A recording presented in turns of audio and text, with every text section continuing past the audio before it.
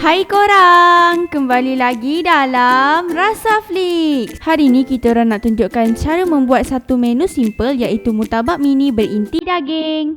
Murtabak ni memang merupakan salah satu menu favourite lah masa bulan puasa. Murtabak ni bukan setakat rangup di luar, tapi rasa inti rempah kari dia memang padu lah. Jadi jomlah kita mula buat homemade murtabak mini ni. Mula-mula panaskan sedikit minyak di dalam kuali.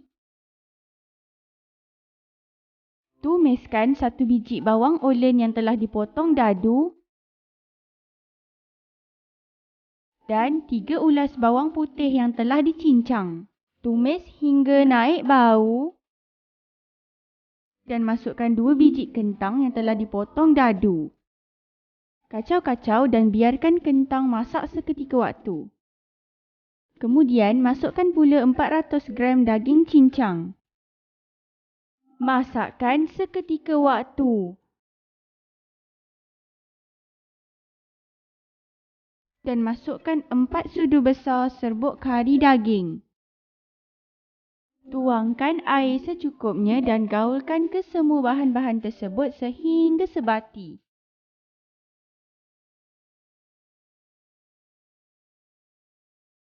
Korang masak inti murtabak tu sampailah kentang korang tu jadi lembut dan inti kering sedikit.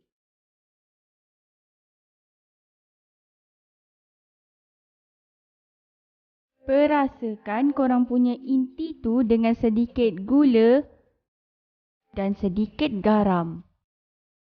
Kacau-kacau untuk pastikan inti sebati. Lepas tu korang masukkan pula 2 biji telur ke dalam mangkuk yang telah disediakan. Kacau telur seketika.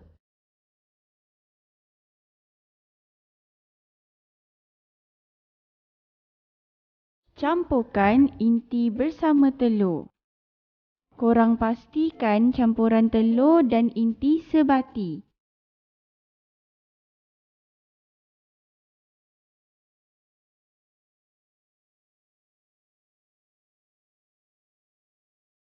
Sediakan kulit popia. Letakkan sedikit inti murtabak di bahagian tengah. Lipatkan bahagian bawah ke tengah. Bahagian atas ke tengah. Bahagian kanan dan juga bahagian kiri di tengah. Korang gunakan air sebagai gam untuk melekatkan kulit popia. Siap untuk digoreng. Oleskan sedikit minyak ke dalam pan. Gorengkan murtabak di atas pan sehingga kulit popia bertukar keperangan.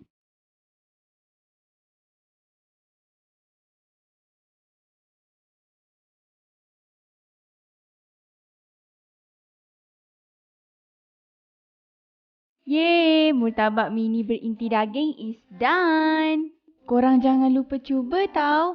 Good luck!